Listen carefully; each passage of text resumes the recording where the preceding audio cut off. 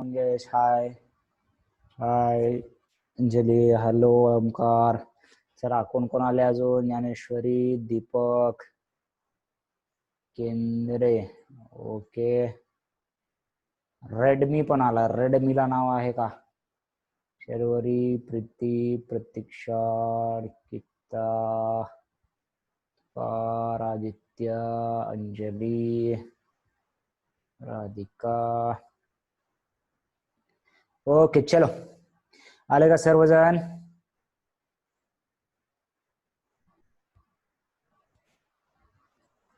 Answer टाकले?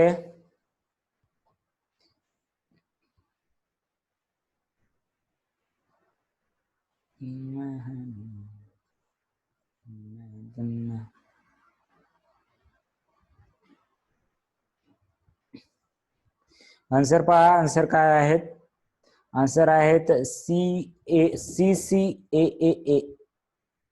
CCAAA.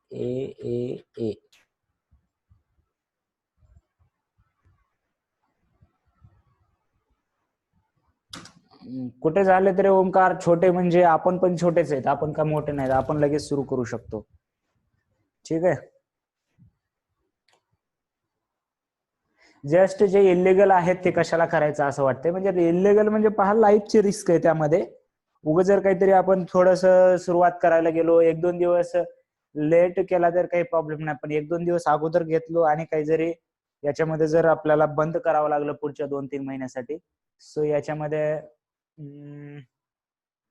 Okay. 1st to 8 म्हणताय का?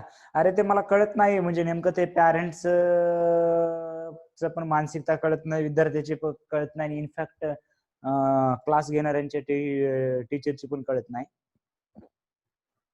सध्या तर परमिशनच नाहीये. सुरू जरी झाले असतील तर ते विदाऊट परमिशन झालेले आहेत, ही गोष्ट लक्षात घ्या. आणि पहा की सोशल डिस्टन्सिंग शक्यतो सो याच्यामध्ये शक्यतो सोशल डिस्टन्सिंग हे लोअर क्लासेसला उलट अवघड आहे, 1ली ते 8वी. सो ते तरी म्हणजे गव्हर्नमेंटनं तर त्यांच्या शाळा सुद्धा सुरू केल्या नाहीत. क्लासेस का सुरू केलेत मला नाही माहिती. पण आपल्याला भेटेल परमिशन असं वाटतंय 1 जुलैपासून. अजूनही काही नोटीस आपल्या क्लासेस संदर्भात तर आली नाही. कॉलेजला आणि स्कूलला आलेली आहे. So we will see what happen. ज्या पद्धतीने नोटिफिकेशन येईल, ज्या पद्धतीने आपल्याला घ्यायला सांगितलंय, ज्या पद्धतीने लिमिटेशन काय असतील, आपल्याला बॅच वाढवावं लागतील किंवा काय आहे ते ठीक आहे. ऑनलाईन सध्या आपलं होतंय, आपण लेक्चर पाहू शकता. हे पण मोठी प्रिव्हिलेज्ड गोष्ट आहे, लक्षात घ्या. कारण बरेचसे विद्यार्थी ऑनलाईन लेक्चर करू शकत नाहीत, पॉसिबल नाही. भरपूर आपल्याला पण अडचणी येत आहेत. नेटवर्क असेल, चार्जिंग असेल, भरपूर सारे आहेत. सो फिजिकल क्लासेसचे काही म्हणजे कम्पेअर नाही होऊ शकत, पण सध्या आपलं हे नाहीये आणि असे क्लास आपण घेतच आहोत. त्याच्यामुळे थोडस तुम्हाला जास्त रिस्क असणार आहे, लक्षात घ्या. आणि खूप साऱ्या विद्यार्थ्यांना, कारण विद्यार्थी एकत्र येतात, हे लक्षात ठेवा. सो वी विल सी याच्यामध्ये काय होईल ते. पण त्याची वाट पाहत बसू नका, एवढं सांगायचं तुम्ही तरी 12च्या विद्यार्थ्यांनी. Okay. So right, answer post केलेले आहेत. आन्सर आहेत CCAAA. ओके. काय म्हणतोय शुभम? आय थिंक आज क्वेश्चन कोणाही टाकलेत, ज्ञानेश्वरीने टाकलेत. उद्या टाकतो. ओके.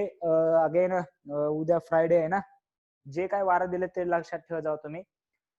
3 क्लास आहेत, 10th 11th 12th, आणि त्यांना 7 जणांना 7 वार आहेत. मग ते कसे लक्षात ठेवणार तुम्ही? त्यामुळे तुम्हीच तुमचा स्वतःचा वार ठेवायचं. Okay. So we will start the today's lecture. याच्यामध्ये पहा काय प्रॉब्लेम झाला होता आपल्याला, म्हणजे प्रॉब्लेम सॉल्व्ह काय करत होतो आपण. मॅग्नेटिक फील्ड आणि चार्ज पार्टिकल वरती जे प्रॉब्लेम आहेत, तर आज आता जर डाऊट विचारला तर आजच विचारून घ्या. याच्यावरती मी 2 दिवस झालं, 2-3 दिवस झाले या वीक मध्ये काही प्रॉब्लेम आहेत का असं विचारतोय तुम्हाला. सो पहा, लक्ष द्या. 1-2 प्रॉब्लेम राहिलेले आहेत आय थिंक लास्ट डाऊट मधले. जर अजून कोणाचे डाऊट होते तर सॉल्व्ह करूया. ठीक आहे, मला उद्या सेंड करतो शुभम.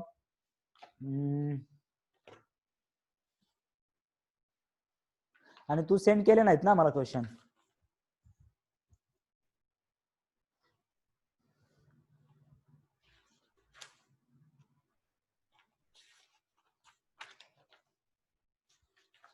ओके चलो. सो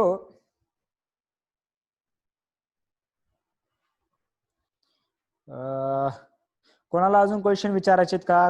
प्रॉब्लेम काय वगैरे आहे ते. 75 130 114 115 ओके. अरे हे प्रॉब्लेम बुक वरती टाकायचे राहिले, माझ्या लक्षातच नाही राहिले.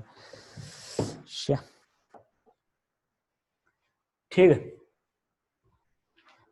ओके लक्ष द्या, अजून एक प्रॉब्लेम आहे याच्यामध्ये कि along wire steady current it is bent to circle one turn magnetic field, it is bent into circle of n turns the magnetic. अरे 113 क्वेश्चन पहा बरं. 113 क्वेश्चन काय म्हटलेलं आहे? A long wire is bent into circle and form the magnetic field at B. When we form the instead of one loop it will be turn into n loop आपण तयार केले त्याचे याच लेनचे. तर आता मॅग्नेटिक फील्ड किती होईल असं विचारलेलं आहे. बी डॅश इज इक्वल टू, हे आलं असेल आता, कारण काल असे प्रॉब्लेम सोडवले. ठीक आहे, हे पण डाऊटच विचारला होता. या AIEEE 2004 चा क्वेश्चन आहे. सो पहा, लक्ष द्या की एक वायर घेतली आपण लेंथ एल ची, आणि त्याला जर एका सर्क्युलर लूप मध्ये आपण केलं तर तिथे जर मॅग्नेटिक फील्ड बी झाली तर याच्याला एन सर्क्युलर लूप जर केलं, हा क्वेश्चन नंबर पाठवला होता ना 113, त्याच्यामुळे घेतला मी. तर आता किती होणार सांगा मग. चला, एन जर घेतलं तर काय होतं आपण कसं पाहिलंय? B is directly proportional to number of लूपचा square and inversely proportional to रेडियसचा स्क्वेअर, अशा केसमध्ये लक्षात ठेवा. So B is N square times B होणार. जर एन लूप झाल्या, आधी एकच लूप होतं, आता एन लूप झाल्यात, तर it is directly proportional to N square. अशा पद्धतीचा हा प्रॉब्लेम आहे. राईट. जर आता कोणता प्रॉब्लेम, जर मला प्रॉब्लेमचा इमेज पाठवू शकता. आता जर कोणाला डाऊट घ्यायचे असतील, आजच मला लगेचच प्रॉब्लेमची इमेज पाठवायचंय. ठीक आहे.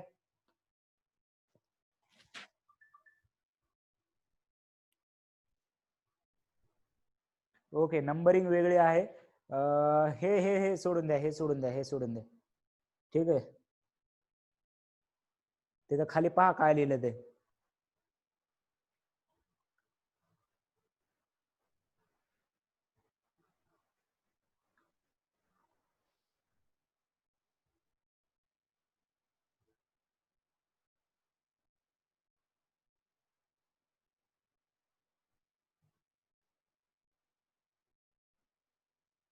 चला, अजून कोणाचे डाऊट आहेत का? चला लवकर.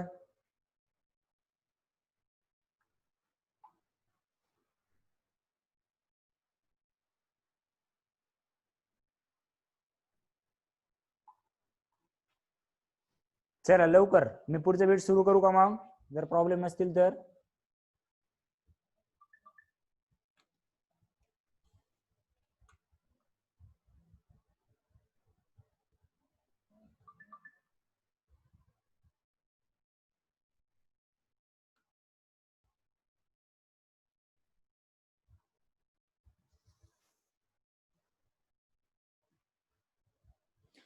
ओके चलो.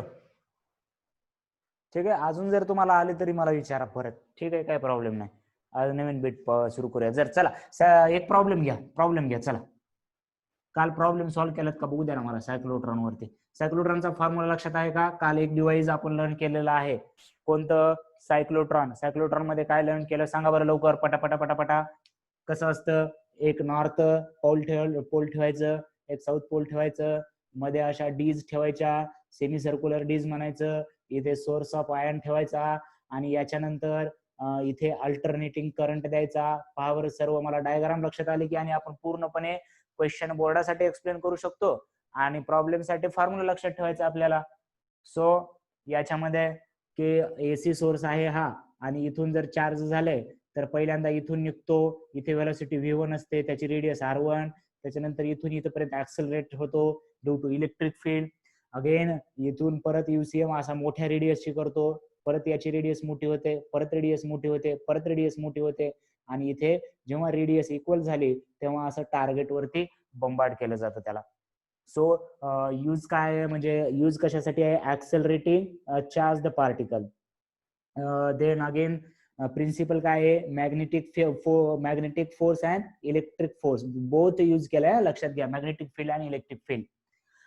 अगेन याच्यामध्ये लक्षात काय ठेवलेला आहे की जो रेडियस वाला फॉर्म्युला किंवा वेलोसिटी कायनेटिक एनर्जीचा जो फॉर्म्युला आलेला आहे सायक्लोट्रॉन साठी हा खूप महत्वाचा आहे. कसा फॉर्म्युला आलेला आहे, कायनेटिक एनर्जी ऑफ पार्टिकल सांगा बरं, half R square Q square M square का नाही बी स्क्वेअर अपॉन एम. लक्षात आलं.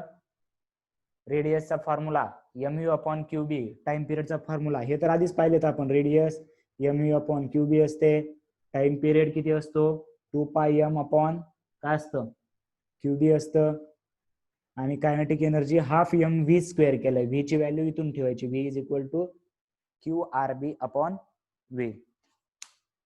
राईट, क्लिअर आहे का इथेपर्यंत सांगा. चला इथेपर्यंत क्लिअर आहेत का.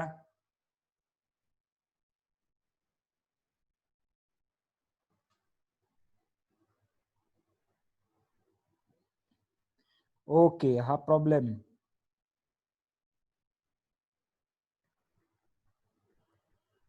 चला अजून कोणते डाऊट आहेत का सांगा मला.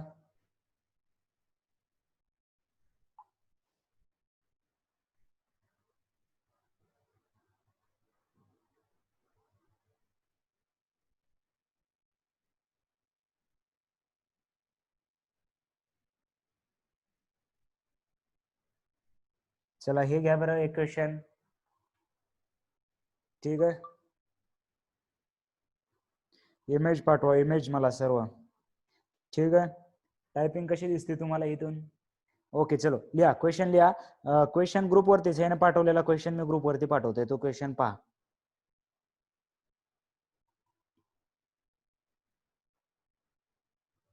ते 115 113 माझ्याकडे नंबर वेगळे आहेत, त्याच्यामुळे इमेज पाठवा म्हणून सांगितलंय मी.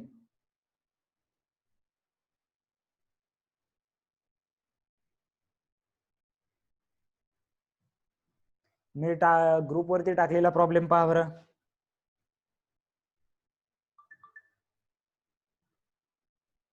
कुठे आहेत, माझ्याकडे इमेज आले नाहीत, आधी सेंड तर करा जावा.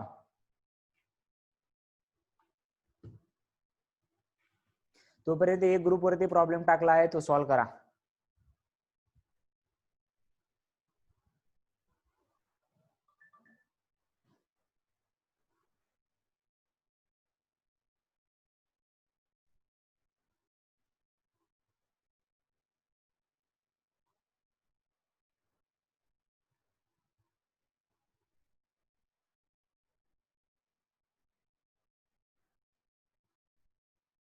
ओके, त्यातच आहेत का.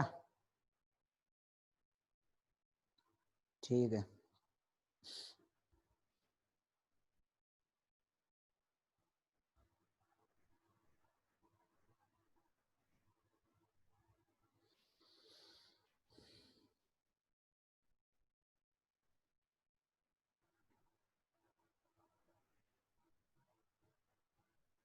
फोर्स पर युनिट लेंथ नाही रे, फोर्स पर युनिट लेंथ अजून झालंच नाही, त्यातले क्वेश्चन नका पाठवू. फोर्स पर युनिट लेंथ आपला नेक्स्ट टॉपिक आहे.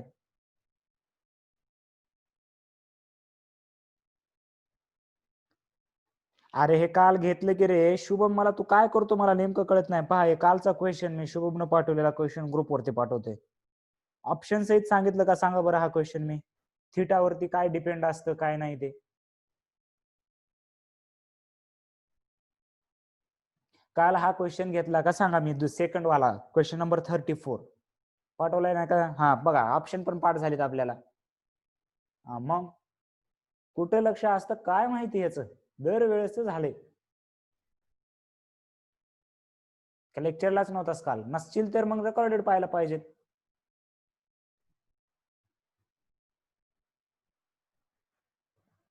लास्टचा ऑप्शन काय सांगितलं होतं, त्या थिटावरती डिपेंड नाही, इकडून करंट आला इकडे गेला की सेंटरला झिरोच असते.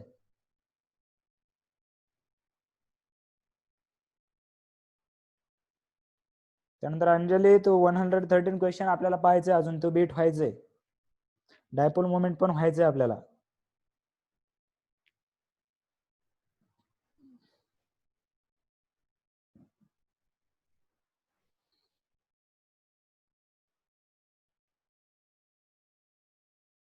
शुभम क्लिअर आहे का?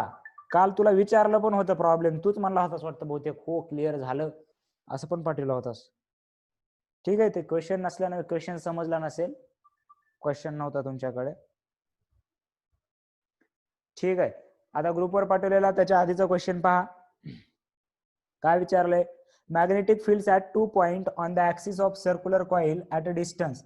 ऍक्सिस ऑफ सर्क्युलर कॉइल, लक्षात घ्या, ऍक्सिस ऑफ सर्क्युलर कॉइल याच्यासाठी कोणता फॉर्म्युला आहे? ठीक आहे, याच्यासाठी अजून काय कन्फ्युज व्हायचं होतं रे याच्यामध्ये? पहा, लक्षात घ्या की याच्यासाठी फॉर्म्युला कोणता आहे पाहिलेला आहे. पहा बरं नोटबुक मध्ये तुमच्या. ऍक्सिस साठी magnetic field due to various arrangement of the conductor आपण पाहिलेला आहे. तर ऍक्सिस साठी कोणता फॉर्म्युला आहे? सर्क्युलर कॉइलची जर ऍक्सिस असेल, सॉलिनॉइड आणि टॉरॉइडच्या आधी आपण पाहिलं होतं. लक्षात येते का बघा बरं? एक्स आणि आर चा फॉर्म्युला असा काहीतरी होता बघा, mu naught I R square upon 2 r square plus X square raise to 3/2 असं होतं का? राईट. सो हा फॉर्म्युला वापरून याच्यामध्ये आपल्याला या प्रॉब्लेमला सॉल्व्ह करायचंय की एकदा डिस्टन्स 0.05 मीटर आहे आणि याच्यामध्ये 0.2 मीटर आहे आणि सेंटर मॅग्नेटिक फील्डचा रेशो दिलाय आपल्याला B1/B2 दिलाय आपल्याला 8:1. B1/B2 दिलाय आपल्याला 8:1.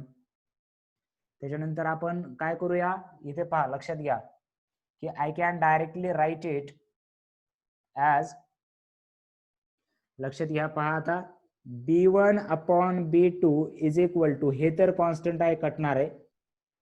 सेम करंट दिलंय का करंट पण वेगवेगळा आहे? पहा बरं, करंट वेगवेगळा आहे का सेम आहे?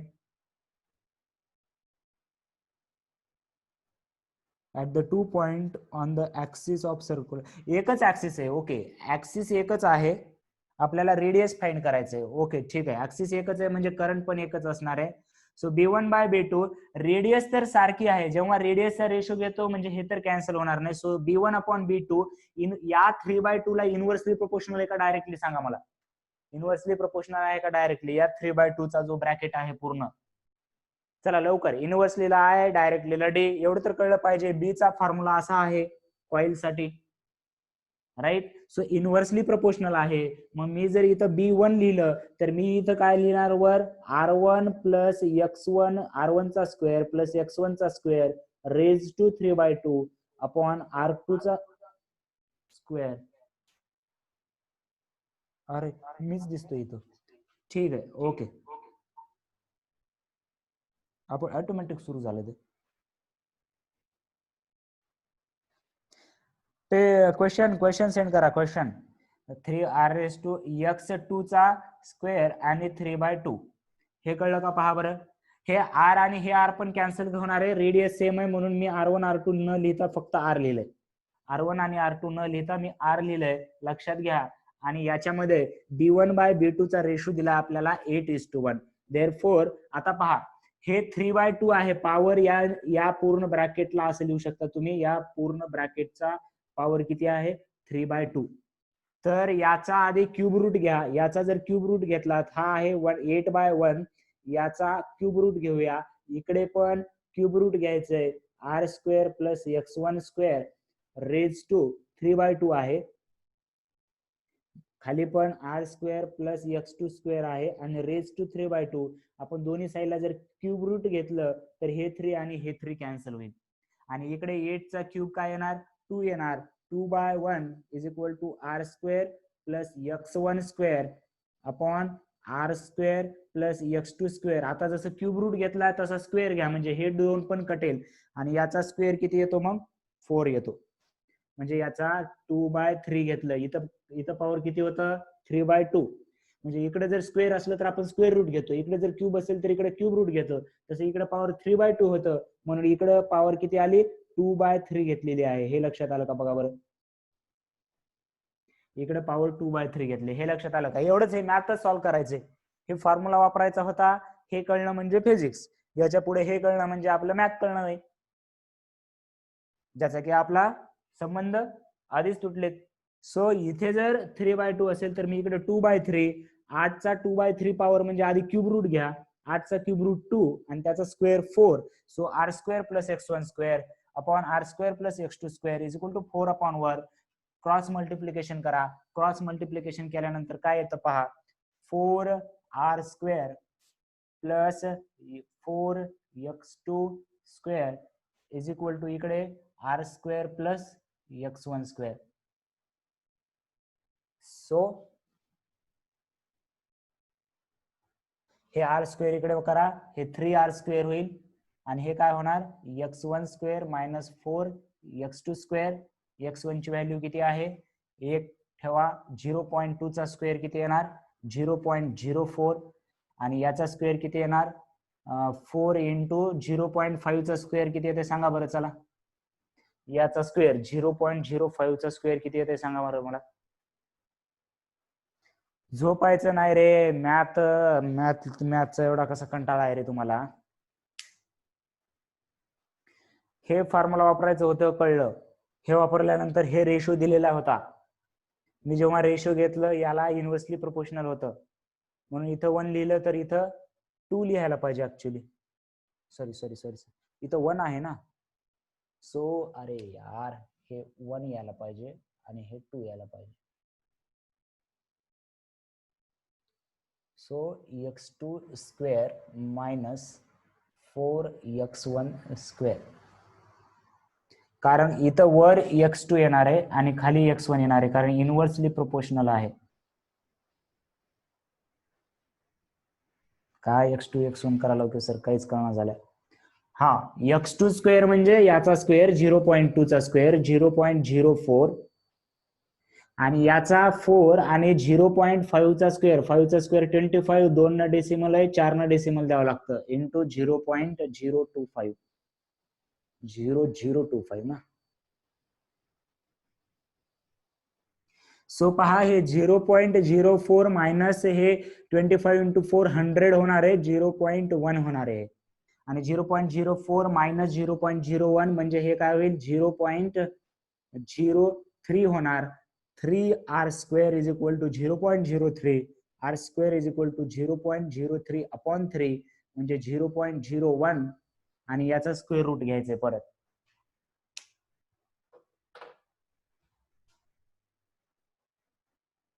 समजलं का नाही काय केलोय ते, का उगं काहीतरी पेंटिंग काढल्यासारखं वाटायलंय.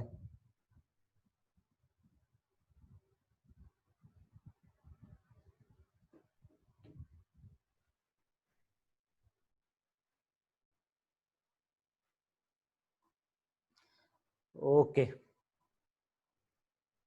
हे कॅल्क्युलेशन पार्ट करा. हे जरी हे कॅल्क्युलेशन जरी समजलं नसेल, हे समजेल नक्कीच तुम्हाला. 8:1 दिले म्हणजे त्याचा क्यूब रूट 2:1, म्हणजे तुम्हाला असं काही कॅल्क्युलेटर वापरावं लागेल असं कॅल्क्युलेशन नाही देणार. पेपर काढणारे पण विचार करतात तुमचा, म्हणजे पूर्ण पेपर तुम्हाला किती वेळ आहे, त्याच्यामध्ये किती डिफिकल्ट टाकायचे, किती सोपे टाकायचं, याचा विचार करणाऱ्या कमिटी असतात. सो असं नाही की लईच अवघड राहते, हेच असते तेच असते. जेई मध्ये क्वेश्चन कमी असतात, टाइम जास्त असतो. डायरेक्टली फॉर्म्युला बेस क्वेश्चन थोडेसे कमी असतात.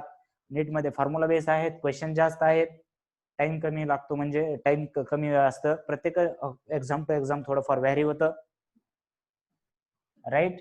सो नेक्स्ट प्रॉब्लेम पहा.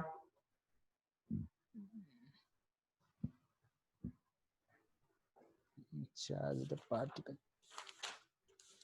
इमेज पाठवा म्हणले तुम्हाला, तरी नाही पाठवणार.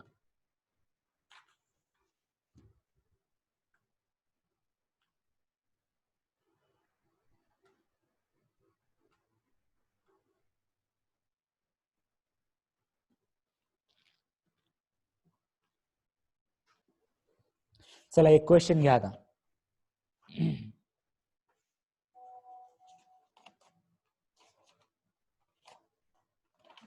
चला क्वेश्चन घ्या एक तोपर्यंत. Two particles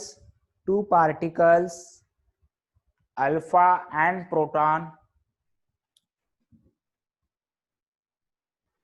two particles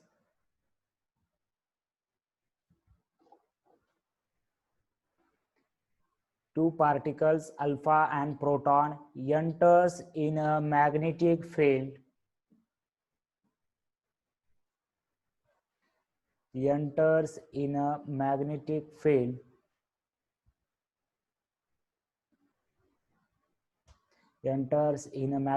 field with the same kinetic energy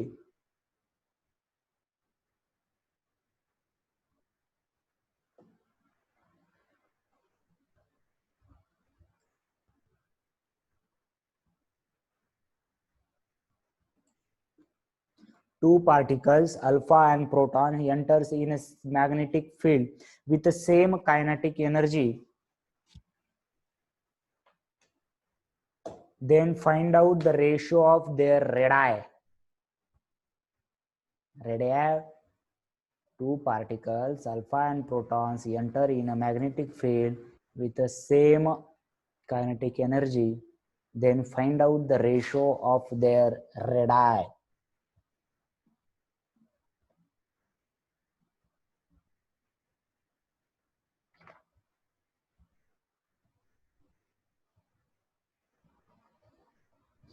काय एवढं तुम्हाला लक्षात बुवा बसलाय काय माहिती आहे. चला हे क्वेश्चन सॉल्व्ह केला की जेईई मेन 2018चा क्वेश्चन पण तुम्ही सॉल्व्ह करणार. नुसतं जेईईचे प्रॉब्लेम सॉल्व्ह करायलेत आपले विद्यार्थी, नुसतं ते पण मेन्स पण नाही, नुसतं ऍडव्हान्स.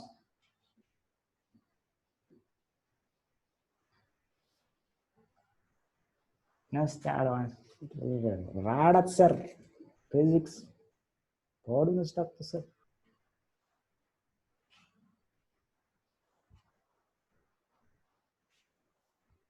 चला आधी दिलेला प्रॉब्लेम सॉल्व्ह करा, मग IIT ला जाऊ आपण.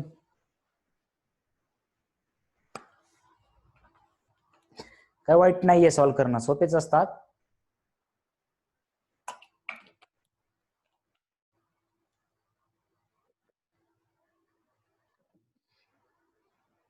एक लक्षात घ्या, दोन पार्टिकल आहेत, अल्फा एक आहे आणि प्रोटॉन एक आहे. म्हणे ते सेम मॅग्नेटिक फील्ड मध्ये एंटर केलेले आहेत विथ सेम कायनेटिक एनर्जी आपल्याला दिलेली आहे त्यांची. Okay, so find out the ratio of their radii when kinetic एनर्जीचा फॉर्म्युला पाहिला आपण, सायक्लोट्रॉन मध्ये पाहिलेला आहे. कायनेटिक एनर्जीचा फॉर्म्युला आपल्याला दिले, kinetic energy of alpha particle is equal to kinetic energy of proton. नीट व्यवस्थित समजून घ्या, याच्या पुढचे सर्व प्रॉब्लेम समजतील. जे काही तुम्ही डाऊट विचारले ते याच्यावरती बेस आहे. याच्यावरती प्रॉब्लेम घेतला नव्हता त्याच्यामुळे अडचण आली असेल. Kinetic energy of alpha particle is equal to kinetic energy of proton. What is the formula of kinetic energy? Kinetic एनर्जीचा फॉर्म्युला आपण तो सायक्लोट्रॉन मध्ये पण तेच पाहिलं होतं, ते पण तेच पाहिलं. काय? हाफ mv स्क्वेअर, आणि व्ही ची व्हॅल्यू ठेवायची होती. त्याच्यानंतर फॉर्म्युला काय आला होता? सांगा. 1/2 r स्क्वेअर होतं, क्यू स्क्वेअर होतं, बी स्क्वेअर होतं, आणि अपॉन काय होतं खाली? मास होतं. बरोबर आहे का? बघा बरं. चला इथपर्यंत आहात का सर्वजण? लवकर सर्वजण म्हटलोय मी.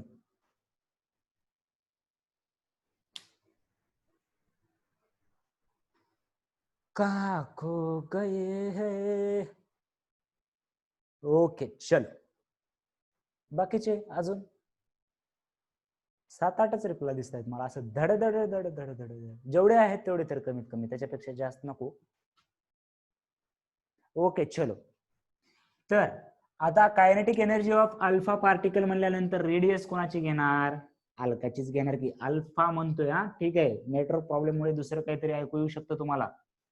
चार्ज कोणावरचा घेणार? अल्फावरचा घेणार. मॅग्नेटिक फील्ड कोणाची घेणार? अल्फाची घेणार. मास कोणाचं घेणार? अल्फाचं घेणार. अल्फा पार्टिकल आहे, ठीक आहे.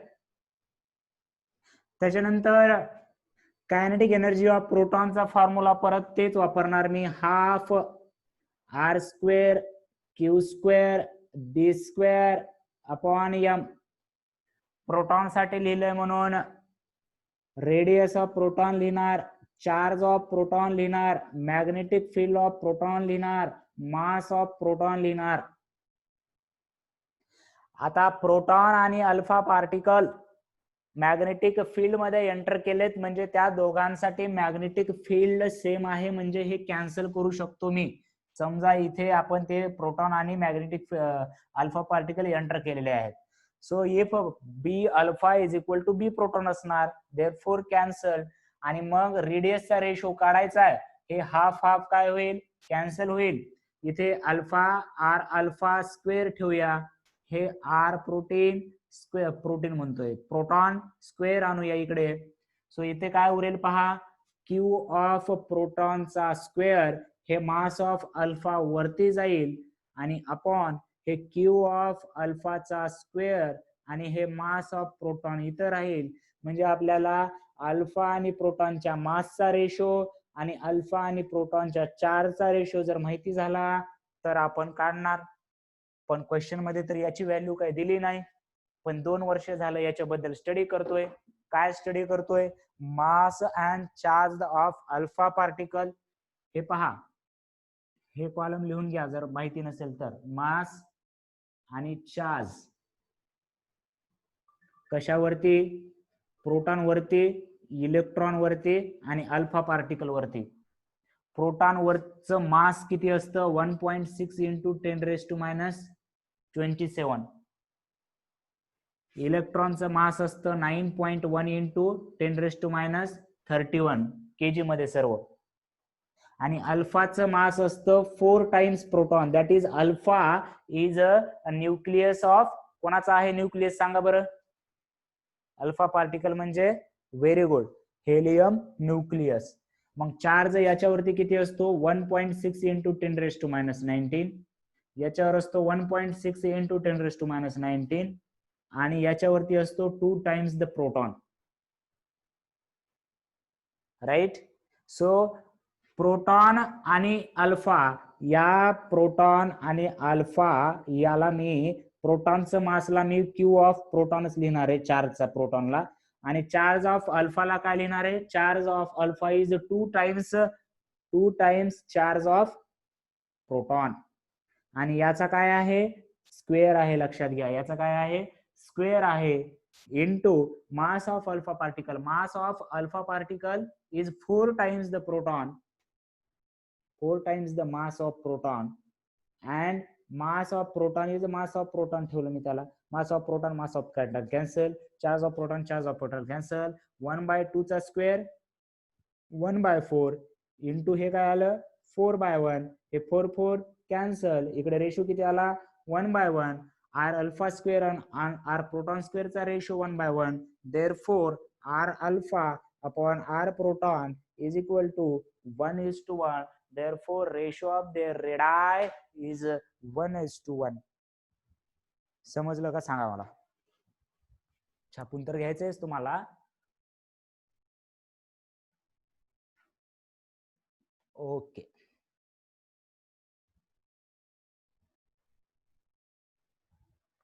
मग आता प्रॉब्लेम सॉल्व्ह करता.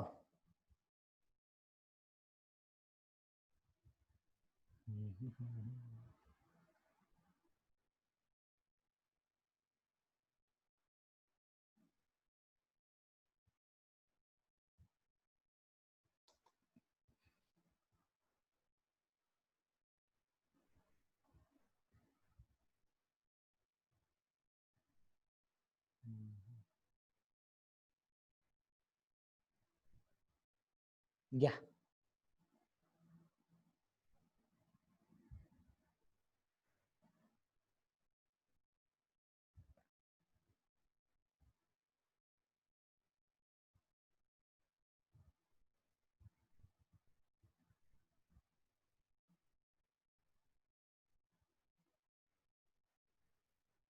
तुम्ही पाठवलेले तुम्हालाच प्रॉब्लेम.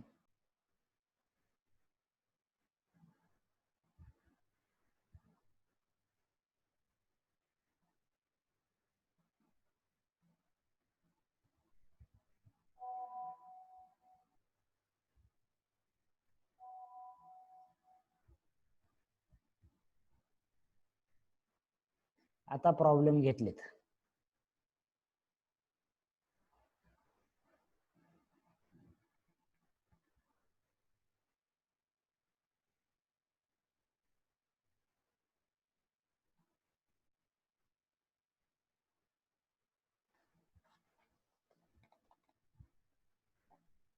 नुसते IIT, नुसते IIT sir. JEE, IIT mains, advance. हेच तर मजा असते. म्हणून आपण प्रॉब्लेम तुमच्याकडून येऊ द्या म्हणतो. डाऊट वाले आले की मजा येते जरा सोडवा. आता हा प्रॉब्लेम घेतलाय, त्याच्यानंतर पहा, लक्षात घ्या की आता तोच प्रॉब्लेम वेगळ्या शब्दात विचारलाय का बघा बरं. तोच प्रॉब्लेम वेगळ्या शब्दात विचारला आहे का बघा. कोणता प्रॉब्लेम, कितवा नंबर, थांबा मी टाकलाय ग्रुपवरती. एक एक प्रॉब्लेम पाहूया आपण, लक्ष द्या. 7 नंबर बघा, 7 नंबरचा प्रॉब्लेम बघा. माझ्याकडे आहे का तो बुक मध्ये, कुठे गेले ते.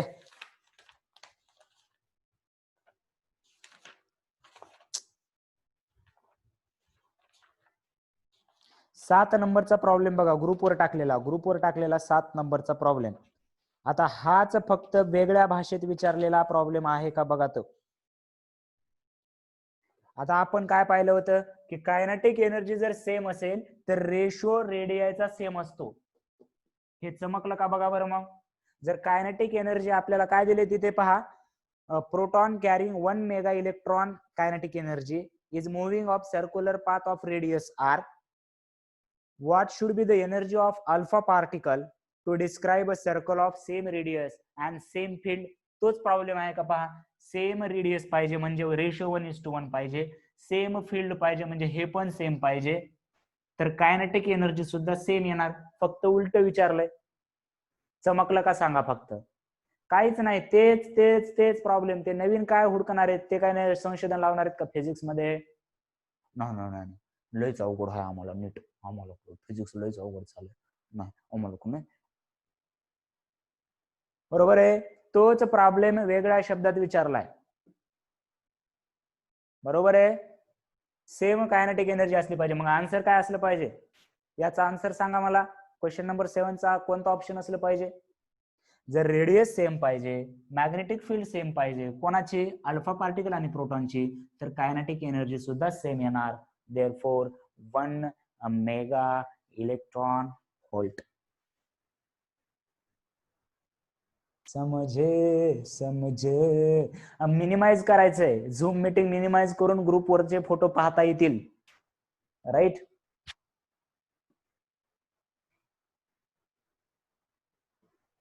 आवाज चालू राहतो का मीटिंग मिनिमाइज केल्यानंतर झूमची.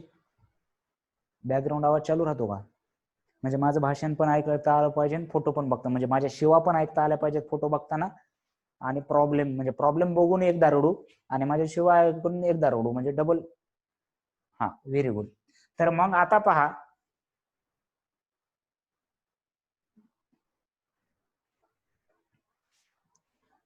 हेच प्रॉब्लेम पहा. आता इलेक्ट्रॉन प्रोटॉन जेई मेन 2018 एवढी राहते अवघड जेई मेन.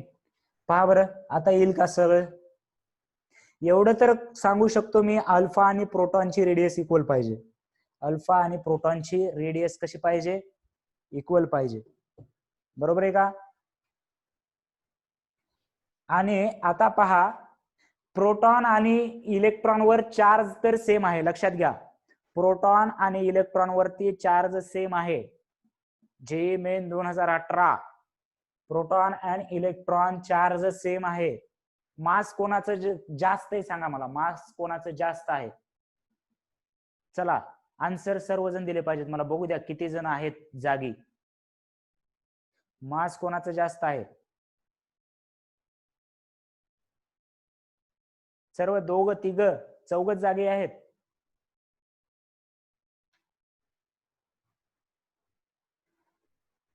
नाही, अल्फाला तर काढूनच टाकला आपण. अल्फा तर काढूनच टाकलेला आहे नागेश. अल्फा आणि प्रोटॉनची रेडियस इक्वल इथे हे तर कळलं ना आपल्याला. आपल्याला आता कॉम्पिटिशन लागलंय प्रोटॉन आणि इलेक्ट्रॉन मध्ये. आपल्याला ह्या दोघांचं तर कळलं, याची आणि याची रेडियस सेम येणार आहे. तसे 2च ऑप्शन आहेत. त्या दोन्ही पैकी एक जय माता दी करू शकतो, पण आपल्याला पुढचं पण येणार आहे. सिंपल आहे. राईट. सो याच्यामध्ये प्रोटॉनचं मास जास्त आहे, तर रेडियस कशी प्रोपोर्शनल आहे सांगा बरं. अल्फा आहे, इथं अल्फा आहे, इथं प्रोटॉन आहे, इथं प्रोटॉन आहे. Therefore radius is directly proportional to mass, म्हणजे डायरेक्टली स्क्वेअर रूट आहे मासचा. म्हणजे ज्याचं मास जास्त त्याची रेडियस, ज्याचं मास जास्त त्याचा रेडियस. फॉर्म्युला तुमच्या पुढे आहे, रेशो घेऊनच ठेवलाय. राईट. मग कोणाची रेडियस जास्त असली पाहिजे, मग कोणाची रेडियस जास्त असली पाहिजे. Right. So I can write radius of proton is equal to radius of alpha particle which should be greater than radius of electron, because mass of the electron is less. Charge तर proton आणि याच्यावरती same आहे. चला 18चा problem solve केला आपण JEE मेनचा. हे खूप important होता. हे याच्यावर बघा किती क्वेश्चन सॉल्व्ह केले आपण. सोपं आहे एकदम. जी सोपं आहे एकदम सोपं आहे. फक्त meet me after exam, specifically physics. नाही मॅथ तर जरा अवघड राहायचं आमच्या वेळेस. जेईचं मॅथ अवघड राहायचं, खूप अवघड राहायचं ऍक्च्युली. ठीक आहे. चला हा क्वेश्चन झाला, हा क्वेश्चन झाला. आता एक क्वेश्चन अजून एक क्वेश्चन ग्रुपवरच टाकलेला. IIT JEE 1995. सर तुम्ही तर म्हणता 14लाच अवघड असते, मग 1995 तर किती अवघड असेल, आहे का नाही.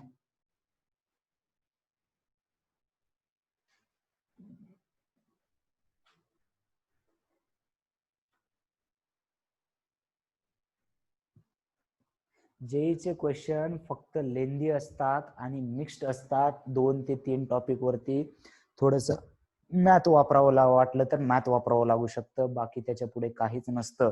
मेन साठी म्हणतोय, ऍडव्हान्स साठी बऱ्यापैकी अजून डेरिव्हेटिव्ह, म्हणजे डेरिव्हेटिव्ह म्हणण्यापेक्षा डेरिव्हेशन्स, काहीतरी वेगळंच डोकंच लावावं लागतं तिथे विचार करून.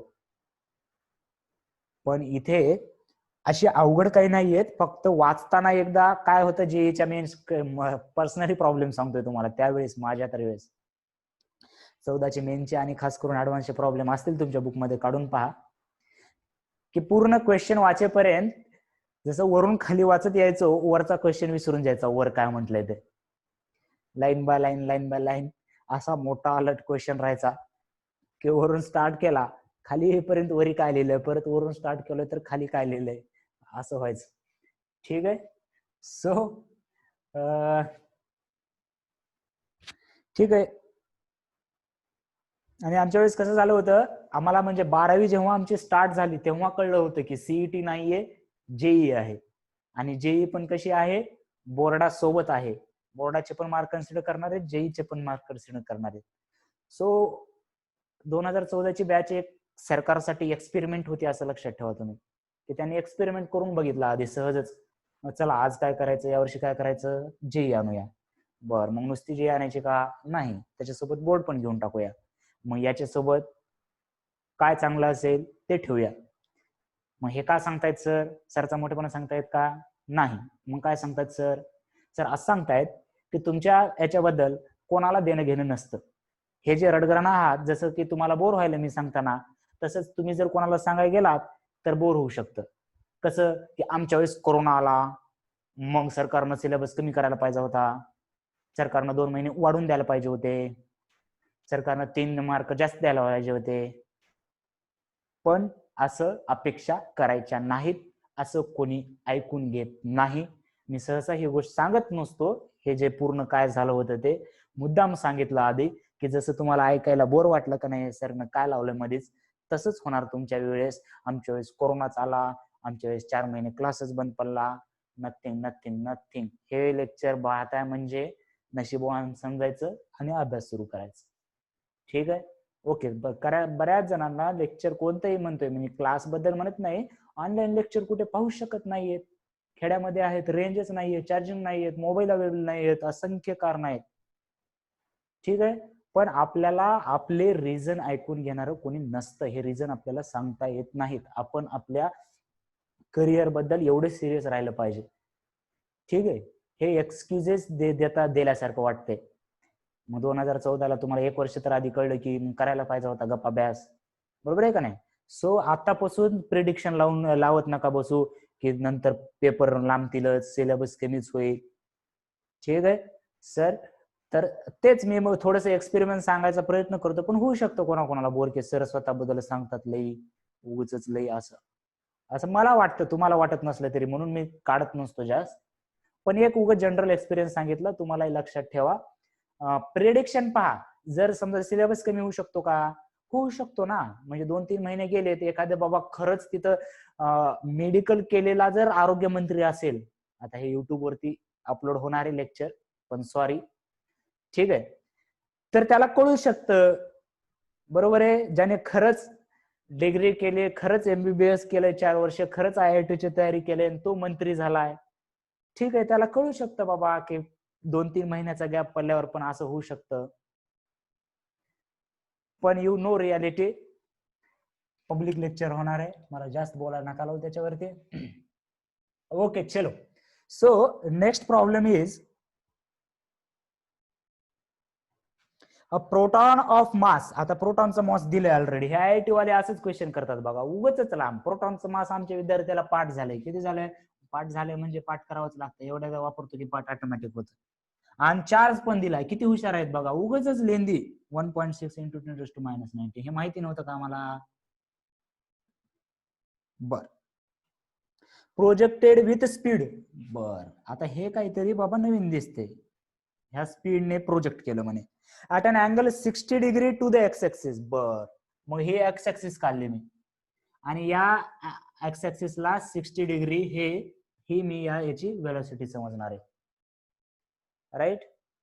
त्याच्यानंतर इफ युनिफॉर्म मॅग्नेटिक फील्ड, बर, युनिफॉर्म मॅग्नेटिक फील्ड बी किती आहे? 0.104. Okay sir. Tesla is applied along Y axis. Y axis कशी घेणार मी याला? परपेंडिक्युलर. या डायरेक्शन मध्ये कोण आहे? मॅग्नेटिक फील्ड बी. त्याचं मॅग्नेट्यूड दिलेलं आहे. The path of proton, path of the proton, आणि काय विचारलंय? पाथ विचारलाय पहिल्यांदा. ऑप्शन बघा तुमच्याकडे आहेत. त्याच्यानंतर त्याची रेडियस दिलेली आहे. त्याच्यानंतर काय दिलेले आहे? टाइम पिरियड दिलेला आहे. आता जे मध्ये असे क्वेश्चन सॉल्व्ह कसे करायचे असतात? अलॉंग द ऑप्शन जायचं असतं. पहिल्यांदा पाथ काय येईल एवढंच सांगा मला, त्याच्यानंतर तुमचे 50% चान्सेस वाढतील. 50 इलेक्ट्रोस्टॅटिक्स सिंपल आहे रे, सोपायच्या याच्यामध्ये. चला पाथ सांगा मला इथं फक्त. दोन ऑप्शन मध्ये सर्कल आहे, 2 ऑप्शन मध्ये आपण काही सांगू रे, ते ऐकायला पाहिजेत. आपण भरपूर काही काही सांगू.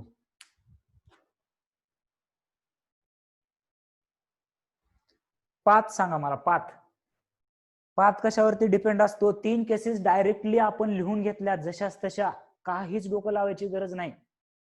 जर व्ही आणि बी ची डायरेक्शन सेम असती तर तो स्ट्रेट लाईन चाललाय, व्ही आणि बी ची परपेंडिक्युलर असती तर तो सर्कल झाला असता. ऍट अन अँगल थीटा चाललंय, ऍट अन अँगल थीटा चाललंय, therefore the path will be very good.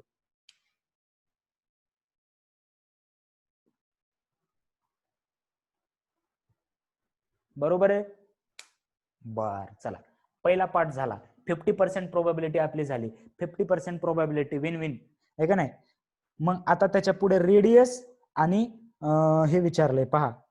आता रेडियस, हेलिक्स मध्ये रेडियस एक ऑप्शन आहे 0.1 आणि दुसरा आहे 0.2, आणि त्याच्यानंतर टाइम पिरियड. मी जर रेडियस काढले तर नंतर टाइम पिरियड काढायची गरज आहे का?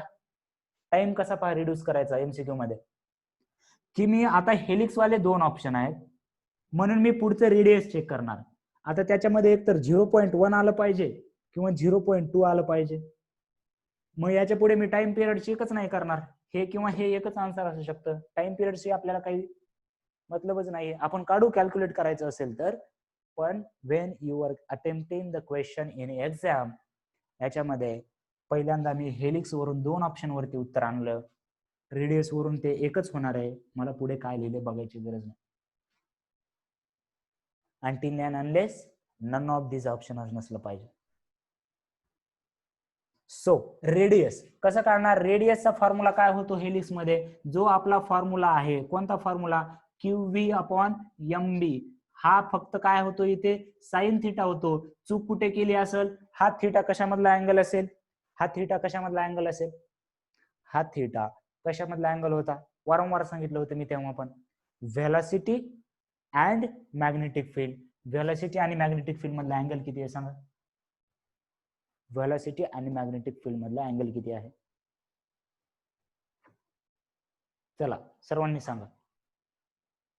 व्हेलॉसिटी आणि मॅग्नेटिक फील्ड मधला अँगल दिसतंय की बोर्डावरती? बोर्डावरती डायग्राम काढलाय, तुम्हाला क्वेश्चन वाचून पण नाही सांगायला विचारलं. बोर्ड काढून.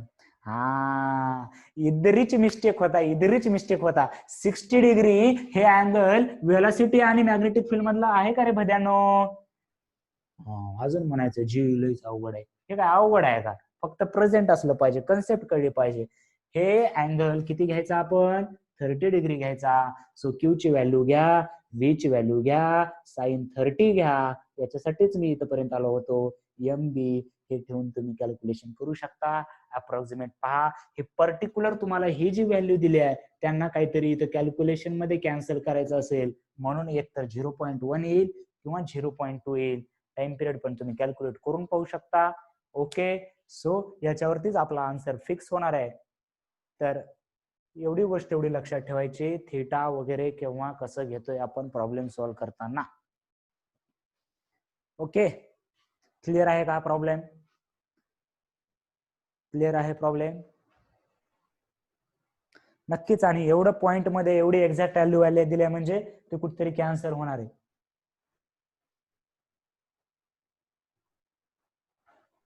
जे मजाच देते रे, जे मजाच देते. फक्त तुम्ही बोर होत नाही तेवढं कळलं ना.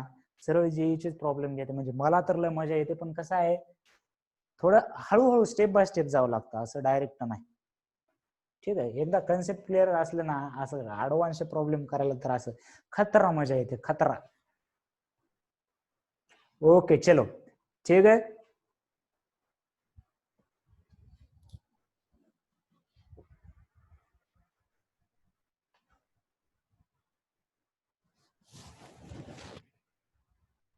Okay then, we will end here.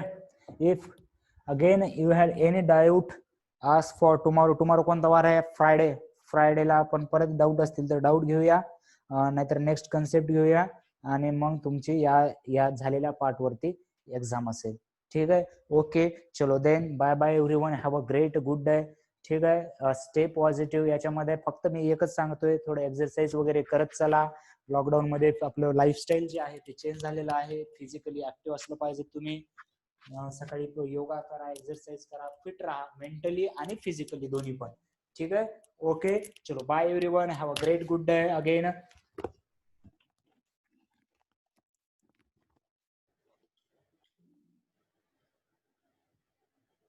Bye bye. चला, लिहून घ्यायचं राहिलं कोणाचं लिहून घेऊ शकता.